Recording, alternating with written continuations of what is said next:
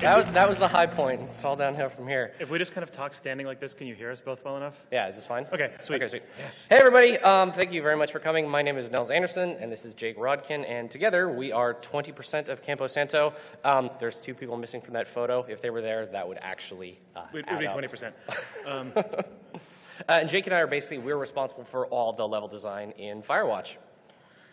Yeah. What is Firewatch, you might want to ask? Firewatch is a first-person narrative exploration game where you play as a guy named Henry who takes a job in a fire lookout tower out in the middle of Wyoming. Basically, out in the middle of nowhere with no one else other than the only person you can speak to in the game is your supervisor, Delilah, who's miles away in another lookout tower, and the only way you can communicate with her is via radio. Of course, attempting to simulate actually being in a fire lookout tower in a game would not make for a very exciting game, because what you actually do in this job is sit at a desk watching stuff all day for hours looking at basically nothing. So we talked to some actual retired lookouts as we were starting to work on this game, and one of the things they said was how much just combating boredom is a huge part of the job, and we didn't really want to make a game about combating boredom. This is an amazing video that we found that a guy made when bored in a lookout tower, playing with his cat and pretending to turn fires off. So the actual play experiences of Firewatch revolve around you starting to do your job, and some very strange things happen which take you out of the lookout tower and into the world. And that's where the actual level design of Firewatch comes in. We're not going to just talk about making the inside of one lookout tower. So very much from the outset, we wanted the game to have the level design in Firewatch to accomplish some very specific things. And pretty early on, we figured out the thing that would let us do that best is the game having kind of a quote-unquote Metroidvania type structure, where as the player moves through the game, they acquire new verbs, then allow them to access new areas of one big contiguous world. So, there are several reasons for this. It allows us initially to provide the player with just a very small area of the world that they are able to access. And then that amount of space grows as they acquire new abilities, and then those abilities can be used in conjunction with other new abilities to eventually access the entire world. This is very important because Firewatch is a somewhat open but ultimately sequential game. In great games like Skyrim, for example, it doesn't really matter if you go to Riften first, or if you go to Vindhelm, or if you go anywhere else. But Firewatch is not that. For the story of Firewatch we wanted to tell, the plot basically needed to unfold more or less in a certain order and in very certain places of the world. With the basic concept of a Metroidvania structure in mind, we were able to tie the player's ability to unlock certain parts of the world with story progression, making telling the story we wanted to tell actually much easier and, frankly, kind of possible at all. Additionally, that Metroidvania structure has some other very nice properties that fit into what we wanted the experience of Firewatch to be. By creating different areas of space that initially feel distinct, but can then be connected later with shortcuts, the space feels more tangible and real. As the player's familiarity with the space increases, so does their ability to get where they want to go quickly. Not unlike an actual person becoming more familiar with their surroundings, like, say, for example, the few acres of wood you are spending an entire summer in without being able to leave. It means that seemingly innocuous features that may initially be present when first encountered in a level by the player actually have additional meaning and purpose when they acquire new verbs later in the game. In Super Metroid, those green doors are just kind of locked green doors when you first encounter them, but later you get the super missiles, which then let you unlock those doors, and then all of a sudden your brain just blasts backwards, and you telescope through all the places in the game where you've seen those before, and now you're thinking about all the new places you can go, and you can choose to go in kind of whatever order you want. As far as player experience is concerned, is a hugely satisfying moment, and we wanted to have those more, mechanical, explorative payoffs as far as the play experience was concerned, rather than all the game satisfaction just coming through the plot and dialogue, which is usually what happens in a more narratively focused game. And the other additional thing afforded by kind of a Metroid-esque structure is it's possible to have optional player-directed exploration feel pretty natural in the game. The optional areas can be connected to places the player has already been, and that backtracking can actually be quite satisfying. But the question for Firewatch is, well, what do we want to have the player to actually optionally discover? You know, in a more mechanical game, you can have things like upgrade to combat abilities or more health or whatever. But in Firewatch, there's no combat, so we don't have that. What do we have? Well, we have weird stuff you find in the woods, which is cool. And then by finding weird stuff in the woods, you can then talk to your supervisor, Delilah, about that stuff. And what this does is that it gives the player a much more feeling of choice about how they're going to approach the game, how they're going to experience, and how that's going to be directed, versus just like being bolted to the critical path of the game without really any way to deviate or direct their own approach. Let's see. Well, it's not strictly necessary with this type of level design. A Metroidvania structure works very nicely with a contiguous world. We didn't want to have any kind of distinct levels. We didn't want to have in-game load screens. As much as possible, we wanted Firewatch to feel tangible and like it was real, because you know we've decided the game takes place in a very specific place. In Wyoming, it takes place in a very specific time, the summer of 1989, and having the experience be seamless is really important to us. So I guess before we get off into crazy space, we'll just sort of talk for a minute about the actual sort of construction, our experiences constructing a contiguous world inside of Unity, which we'll talk about in a second. So Firewatch is a first-person, narrative-based exploration game with Metroidvania structure set in a humongous outdoor world. And while each individual component of that description has been covered by one member or another of our team, none of us have made a game before that does all of these things at once. How are we building it? It probably is unsurprising to anyone that we're using Unity. Maybe that's a surprise, I don't know. Why are we using Unity? First, it is incredibly affordable. And second, Unity is a very robust engine, but one without a lot of default assumptions. So, yeah, a lot of us had dabbled in Unity, but none of us had shipped a game in Unity before. But also, there was no common previous toolset experience between our team.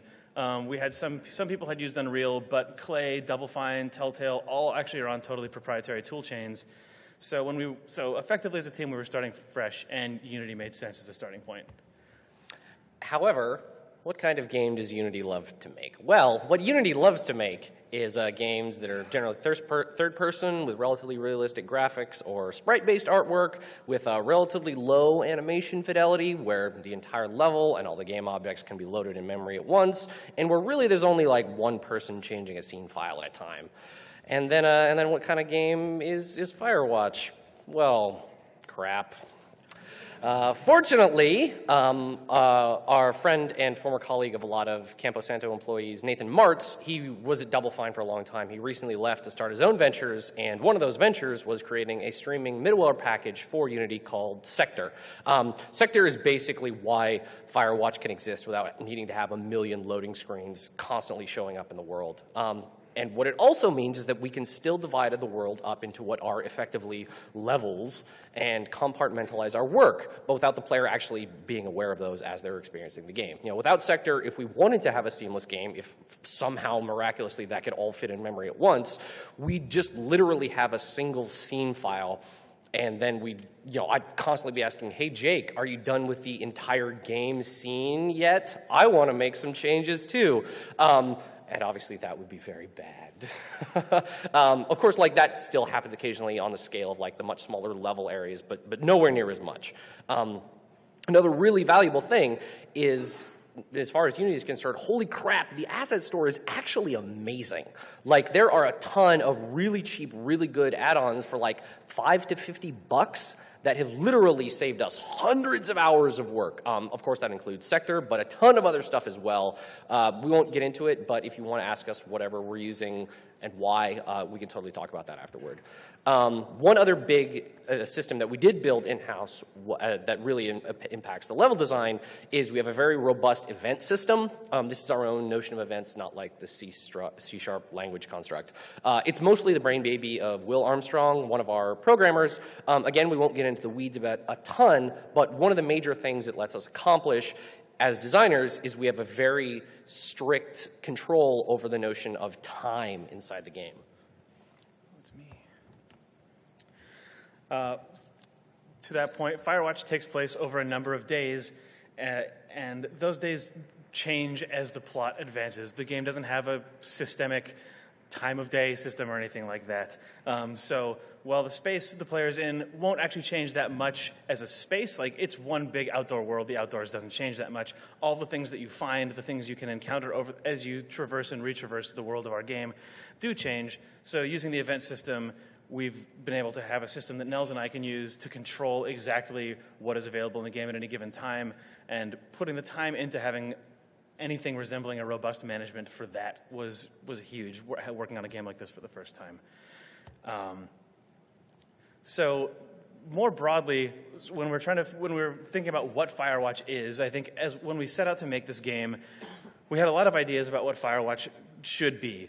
Though Firewatch has long been a game about being a fire lookout, about communicating with another person over the radio, about exploring a large outdoor space in first person, about using some sort of mantling and climbing moves to navigate the world, all bound together, as Nels has said, with sort of a light Metroidvania structure. For a long time, we really didn't know how much any of those individual pieces would sort of contribute to the mix.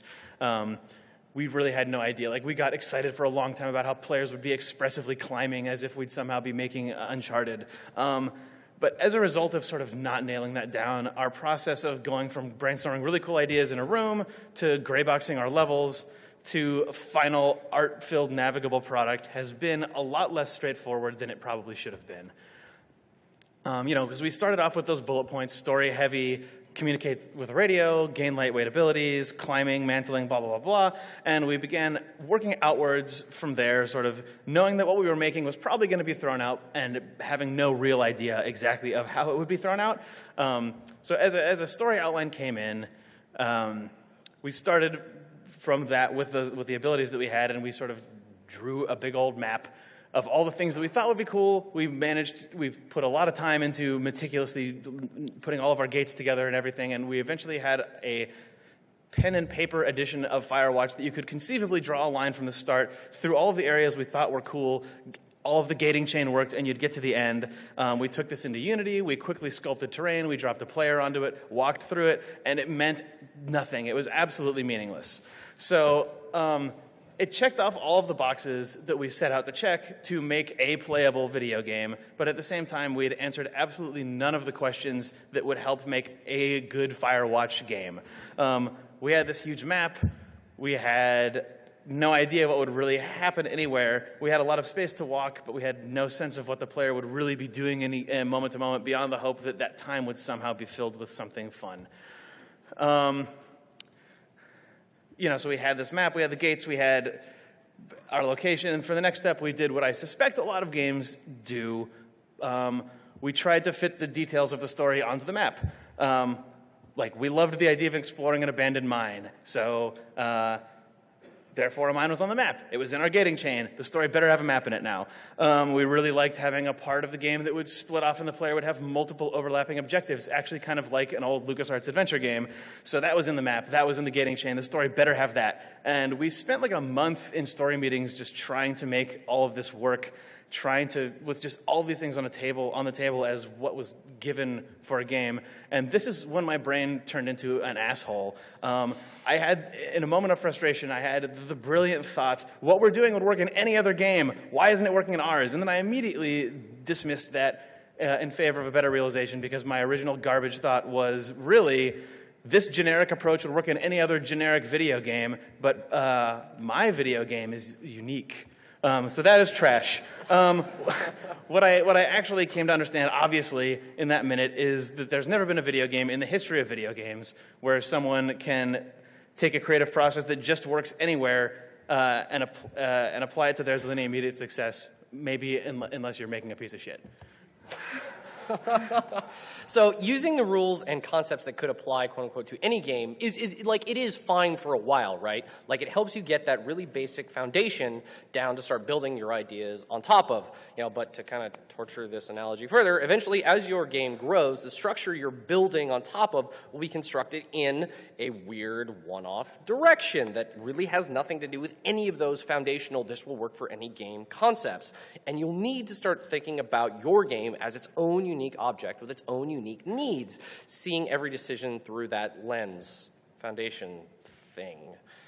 Now, there hasn't been a ton written about the design of Metroidvania games, but when we were starting, we looked through a few old GTC talks as much as we could. The project I'd worked on before this that got backburnered was also like a Metroidvania type game. And so one thing that we did find and was really emphasized was early on, you need to focus on the map.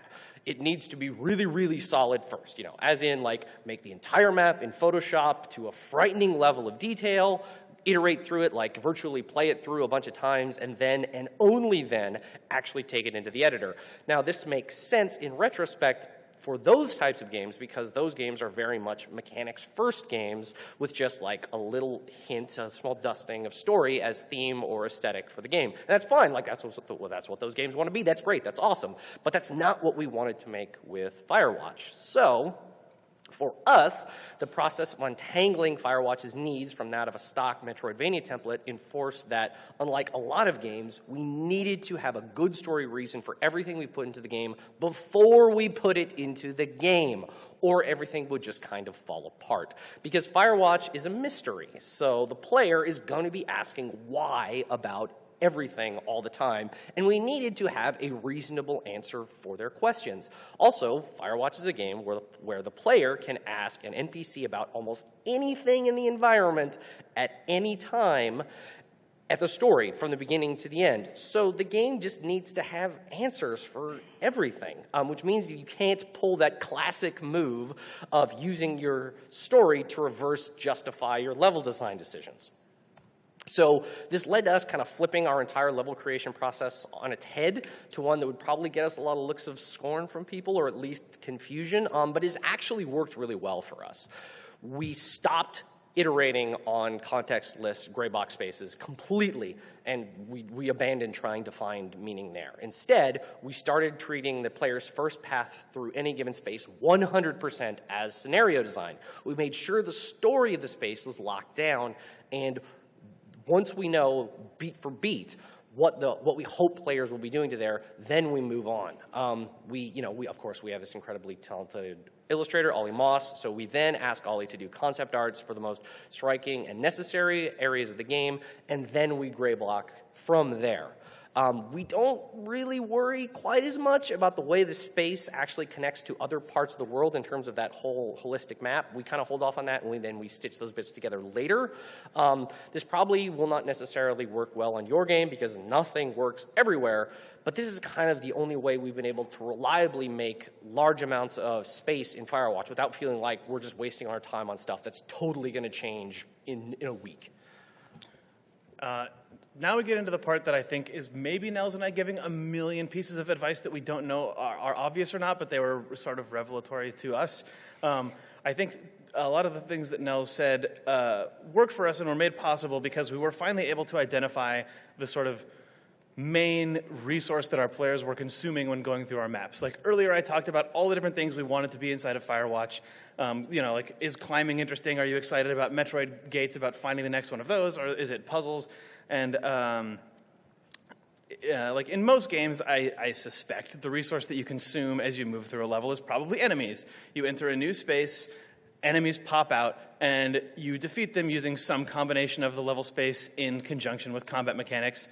A room is cleared and is therefore boring, so you move on to the next space. In Gone Home, it seems like the number one consumable resource is things you can pick up and look at. In Firewatch, the consumable resource number one, hands down, is conversations with Delilah on the radio. It turns out that's the only metric in our game that actually matters for anything.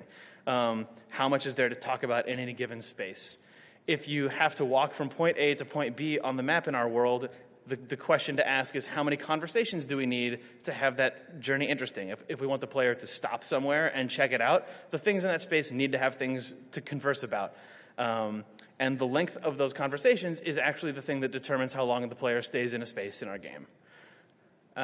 So as we've been grayboxing Firewatch, we've taken to firing off random conversations as I walk through the world to try and see not just how long it spatially takes, but how long it feels because of the resources that you're consuming as you're moving through the space.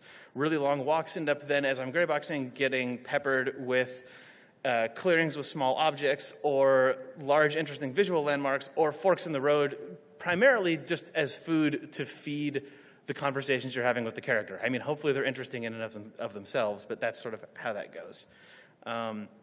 And then if we don't have the specifics for a place, which, as Nels pointed out, has become incredibly dangerous this far into our production, I've taken to dropping a chair or two into the world that Henry can say something random about when used, just to give a sense of how much content there should be. So if you come across a clearing full of chairs in Firewatch right now, it probably means the game will be boring as hell unless we put something interesting here. So that said, doubling down on dialogue being our sort of primary consumable resource presents challenges when put up against the notion of a Metroidvania game. This was sort of an interesting realization being partway through making the game. Because in a Metroid game, the consumed resource in a level is definitely enemies, but enemies respawn in a Metroid game. That's kind of the point, right? There's always something to consume as you traverse space with your new items. You'll go, and the little guy that flies back and forth slowly is a pain in the ass, but then you can freeze him and he becomes a platform later. Awesome. But at this point, Firewatch is kind of starting to tell us very loudly that it is not any Metroidvania, but it's its own thing, which has moved off of that foundation. And now how we most reliably deal with that, we're still trying to figure out. We can't write infinite conversations for our game, and we definitely can't respawn existing conversations because that would just be insane. So we're still sort of figuring out right now how to draw the line in that department as we build the rest of the game, and as Firewatch starts going from what we thought it was to what it actually is. And so in addition to that notion of like what's the consumable resource for the player to actually enjoy or engage with as they're making through the game, there's a handful of things we've also learned. Of course, like there's a very important caveat here that the game hasn't actually shipped yet. So this might just well turn out to be one giant reeking garbage fire. Of course, we sincerely hope not, but take this all with a grain of salt, subject to change, et cetera, et cetera. But of course, one thing that we absolutely learned in retrospect is the first thing, holy balls, the first version of your world map is going to be way too big. Way too big. Seriously, if you're making a game like this, just sketch out like the initial version and then just straight remove a third of it easily. It's really easy to accidentally make spaces that at a player scale are just simply titanic and barren. And then that creates this weird pressure to actually fill the space with interesting like content, things to do, places, things to interact with, whatever, just because you made this space big. When it's just way huger than it needs to be. Like, seriously, just make it smaller. This was our like initial first like real capital R real map for Firewatch in the game, built to an excruciating degree of detail in Photoshop, and then this is more or less what we're working on now and what we're almost certainly going to ship. Of course, this one is what we wanted the game to feel like, but this is still actually what it just feels like. We just made a world that was way too huge to start, so just make it smaller.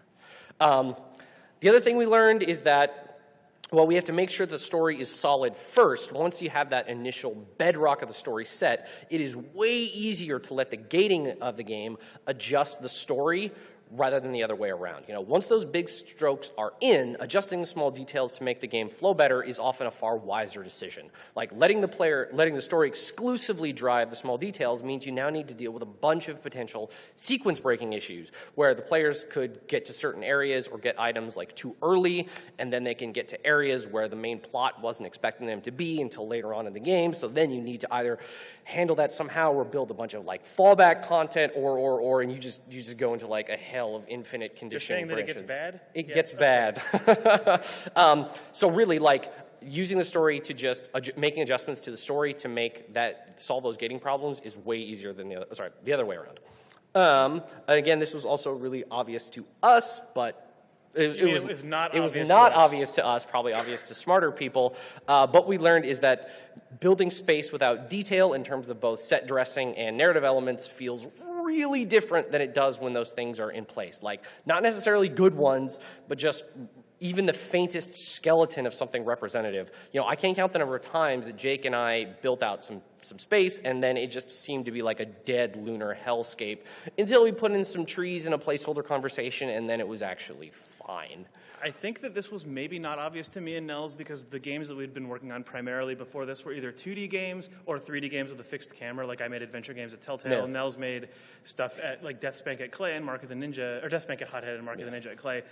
So, man, moving into 3D was a surprise. If you're making a game with a room, put a stupid dresser in the room. You'll be way happier.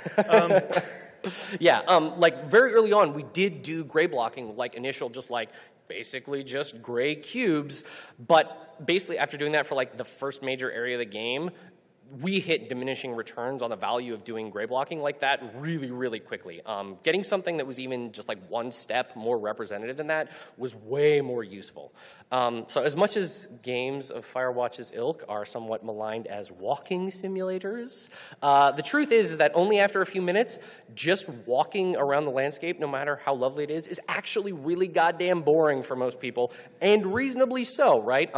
So one thing that we learned that, again, better in retrospect, getting a better sense of pacing early on would have been really valuable for us. There's no combat in Firewatch, but we do have a number of different types of moment-to-moment interactions in the game, from small locomotion areas that require player input to, you know, the dialogue conversations on the radio, to bits where there's like objects that Henry can pick up and turn around and examine, throw, look at, all that.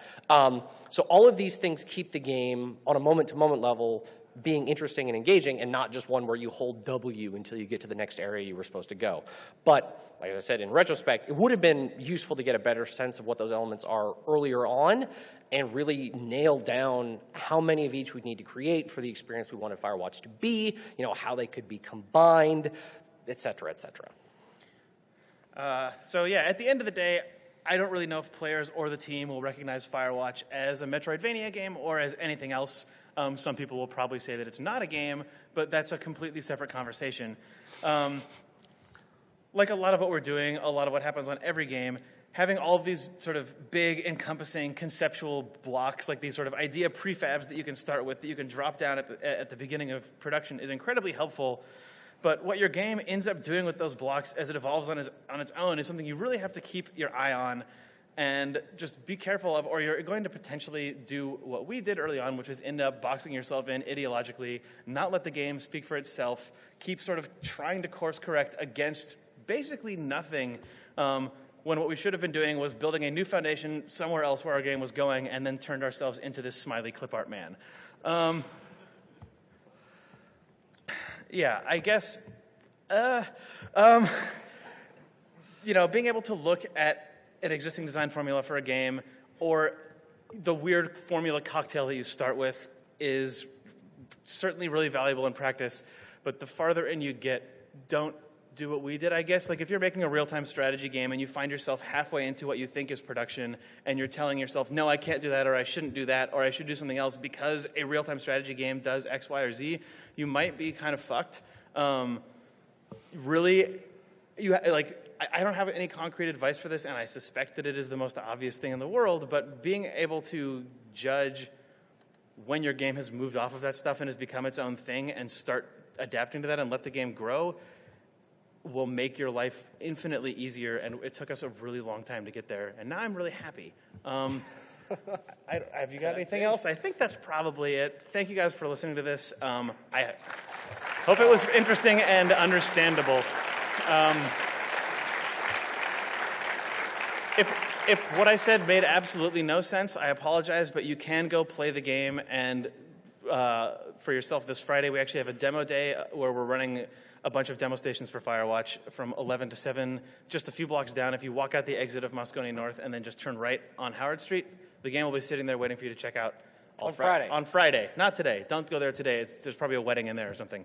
So I don't know how much time we have left, if anyone has any questions, but we have 2 minutes of questions. We do? Okay, 2 minutes. Does anyone have a question for us that they would like to ask? And be aware of the people doing the badges scanning thing. Yeah, look out. They'll scan you.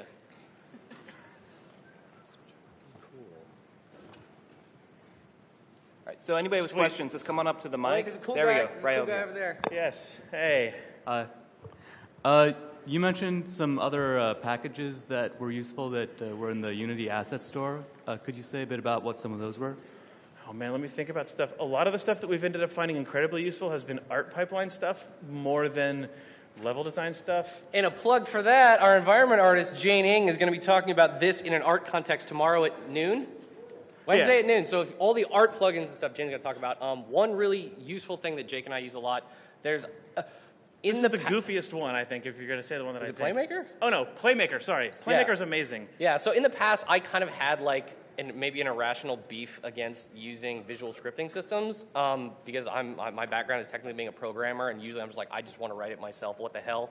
But Playmaker is actually really good and useful for doing simple state machine stuff because that's what it does, and scripting a state machine like in code every time is kind of a pain in the ass. So Playmaker is actually really good. What's the goofy one you thought of? Okay, so this is incredibly goofy, but if you find yourself making a game which takes place outdoors in Unity and are using Unity's terrain tools, you know that they are not awesome.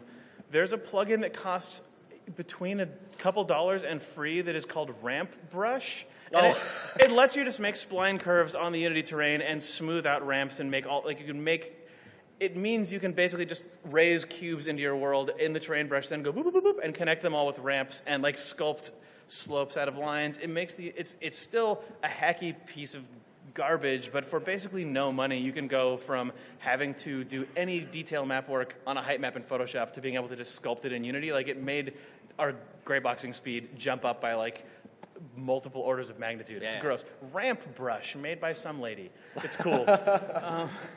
Thank you. Yeah. Is it? Are we out of time? We're out of questions. Oh, wait, cool guy at the end, yes. Stop calling people cool guy. Well, they are. Thank you.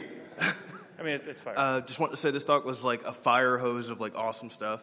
I did want to ask you specifically about the, you mentioned content, just like the amount, like with the chairs and like what they would do to interact. Like, how would you deal with that with backtracking? It seems like that, I mean, you said that you That's the haven't thing that solved we're it, still, but, like, I mean, basically, how do you our keep that game is interesting? a mistake in that regard, because I mean, no, it's not. It's going to be awesome, but our game is a very content-first game that kind of masks itself inside of all these systems. Like, we have a map that looks like the map from Far Cry. We have gating that works like Metroid. We have some climbing that feels in the moment like you're playing a sort of more exploratory game. But really, all of that stuff is there in service of the story that players end up going through, and sort of to break up that stuff, or to provide more food for the conversation system, and to allow the player to sort of pick and choose what parts of the story they experience as they play.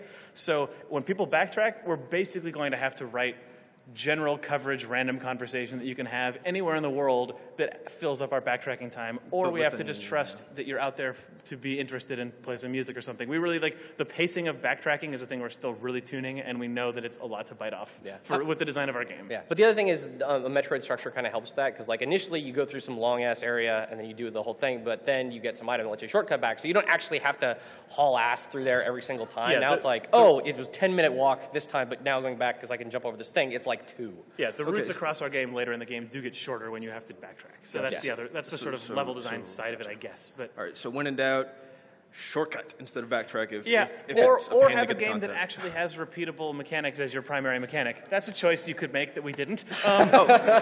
Thank you. All right, I think we're out of time now. Yes, thank you guys very much. Woo!